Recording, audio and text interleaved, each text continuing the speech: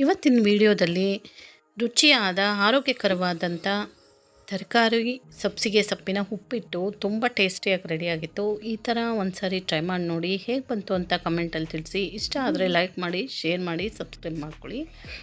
ಇಲ್ಲಿ ಒಂದು ಪ್ಯಾನ್ ಇಟ್ಕೊಂಡಿದ್ದೀನಿ. ಸ್ವಲ್ಪ ಒಂದು ಬಟ್ಲಷ್ಟು ರವೆ ಹಾಕ್ಕೋತಾ ಇದ್ದೀನಿ. ರವೆನ ಸ್ವಲ್ಪ ಸಿಮ್ಮಲ್ಲಿ ಇಟ್ಕೊಂಡು ಸ್ಟವನ್ನು ನಿಧಾನವಾಗಿ ಹುರ್ಕೋಬೇಕು.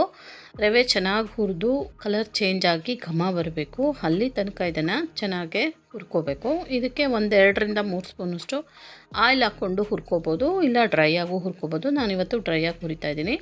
ನೋಡಿ, ಚೆನ್ನಾಗಿ ಹುರಿದಾಗಿದೆ. ಇದು ಸ್ವಲ್ಪ ಕಲರ್ ಚೇಂಜ್ ಆಗುತ್ತೆ, ಘಮ ಬರುತ್ತೆ.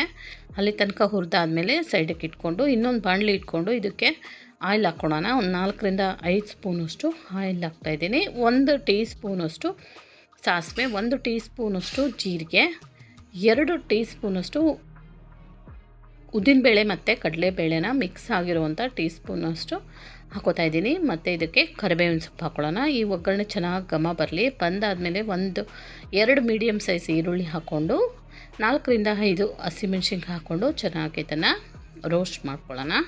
ಸ್ವಲ್ಪ ಫ್ರೈ ಆಗಬೇಕು, ತುಂಬ ಫ್ರೈ ಆಗೋದು ಬೇಡ. ಇದು ಸ್ವಲ್ಪ ಫ್ರೈ ಆದಮೇಲೆ ಇದಕ್ಕೆ ಬೀನ್ಸ್ ಹಾಕ್ಕೋತಾ ಇದ್ದೀನಿ. 1 ಮುಷ್ಟಿಯಷ್ಟು, 1 ಅರ್ಧದಷ್ಟು ಕ್ಯಾರೆಟ್ ಹಾಕ್ಕೋತಾ ಇದ್ದೀನಿ. ಇದು 2-3 ಜನ ತಿನ್ಬೋದು.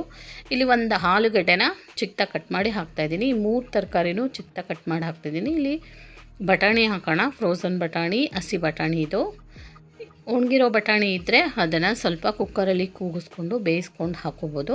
ಹಸಿ ಬಟಾಣಿ ಹಾಕಿದ್ರೆ ಒಳ್ಳೆ ಟೇಸ್ಟ್ ಬರುತ್ತೆ ಉಪ್ಪಿಟ್ಟಿಗೆ. ಹಾಕಿ 1-2-3 ಸೆಕೆಂಡು ಚೆನ್ನಾಗಿ ಇದನ್ನು ಫ್ರೈ ಮಾಡ್ಕೊಳ್ಳೋಣ. ಇದಕ್ಕೆ ರುಚಿಗೆ ಬೇಕಾಗುವಷ್ಟು ಕಲ್ಲುಪ್ಪನ್ನು ಹಾಕ್ತಾಯಿದ್ದೀನಿ. ಕಲ್ಲುಪ್ಪು ಹಾಕಿ ಒಳ್ಳೆ ಟೇಸ್ಟ್ ಬರುತ್ತೆ ಯಾವುದೇ ಅಡುಗೆಗಾಗಲಿ. ಕಲ್ಲುಪ್ಪು ಹಾಕಿ ಒಂದು ಸ್ವಲ್ಪ ಮಿಕ್ಸ್ ಮಾಡ್ಕೊಳ್ಳೋಣ. ಇದು 1-2 ನಿಮಿಷ ಮುಚ್ಚಿಟ್ರೆ ಉಪ್ಪು ಇಂದ ತರಕಾರಿಗೆ ನೀರು ಬಿಟ್ಟು ಸ್ವಲ್ಪ 0.5% ತರಕಾರಿ ಬೆಂದ್ಬಿಡುತ್ತೆ 5 ನಿಮಿಷದಲ್ಲಿ. ಆಮೇಲೆ ಇದಕ್ಕೆ 1 ಮೀಡಿಯಮ್ ಸೈಜ್ ಟೊಮೊಟೊ ಹಾಕ್ಕೊಂಡು ಮಿಕ್ಸ್ ಮಾಡ್ಕೊಳ್ಳೋಣ. ಟೊಮೊಟೊ ಬೇಗ ಸಾಫ್ಟ್ ಆಗುತ್ತೆ. ಮುಂಚೆನೇ ಹಾಕ್ಬಿಟ್ರೆ ಉಪ್ಪಿಟ್ಟು ಕಲರೆಲ್ಲ ಚೇಂಜ್ ಆಗಿಬಿಡುತ್ತೆ. ಹಾಗಾಗಿ ನೀರನ್ನು ಕುದಿಯೋಕೆ ಇಟ್ಟಿದ್ದೆ ನಾನು. 1 ಬಟ್ಲು ರವೆಗೆ 3 ಬಟ್ಲಷ್ಟು ನೀರನ್ನು ಹಾಕ್ಕೋತಾ ಇದ್ದೀನಿ. ಇಷ್ಟು ಹಾಕಿದ್ರೆ ರವೆ ತುಂಬ ಉಪ್ಪಿಟ್ಟು ಸಾಫ್ಟಾಗಿ ಟೇಸ್ಟಿಯಾಗಿ ಬರುತ್ತೆ. ನೀರು ಹಾಕಿದ ಮೇಲೆ ಮತ್ತೆ ಒಂದು ಪ್ಲೇಟ್ ಮುಚ್ಚಿ 5 ನಿಮಿಷಗಳ ಕಾಲ ಸಿಮ್ಮಲ್ಲಿಟ್ಟು ಬೇಯಿಸ್ಕೊತಾ ಇದ್ದೀನಿ. ನೋಡಿ, ಈಗ ತರಕಾರಿ 3/4% ಅಷ್ಟು ಬೆಂದಿದೆ. ಈಗ ಹಸಿ ಕಾಯಿ ತುರಿ ಹಾಕೋಣ. ಹಸಿ ಕಾಯಿ ತುರಿ ಆದಮೇಲೆ ಸಬ್ಸಿಗೆ ಸೊಪ್ಪನ್ನು ಹಾಕ್ತಾಯಿದ್ದೀನಿ.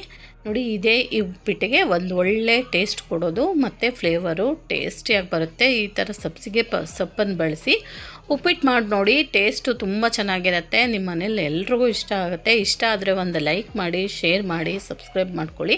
ನೋಡಿ, ಸಬ್ಸಿಗೆ ಸೊಪ್ಪು ಕಾಯಿ ತುರಿ ಹಾಕ್ಕೊಂಡು ಮಿಕ್ಸ್ ಮಾಡಿಕೊಂಡು ಚೆನ್ನಾಗಿ ಮತ್ತೆ ಕುದಿಸ್ಕೊಳ್ಳೋಣ.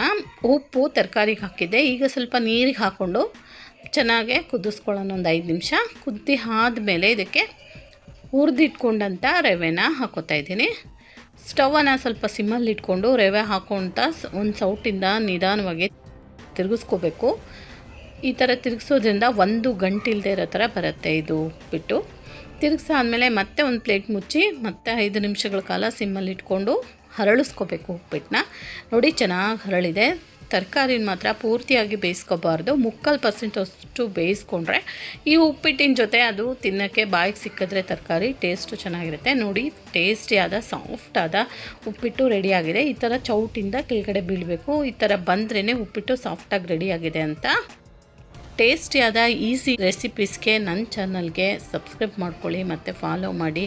ಇಷ್ಟ ಆದರೆ ಒಂದು ಲೈಕ್ ಮಾಡಿ. Thank you. ರೆಡಿ ಆಯಿತು ತರಕಾರಿ ಸಬ್ಸಿಗೆ ಸೊಪ್ಪಿನ ಉಪ್ಪಿಟ್ಟು.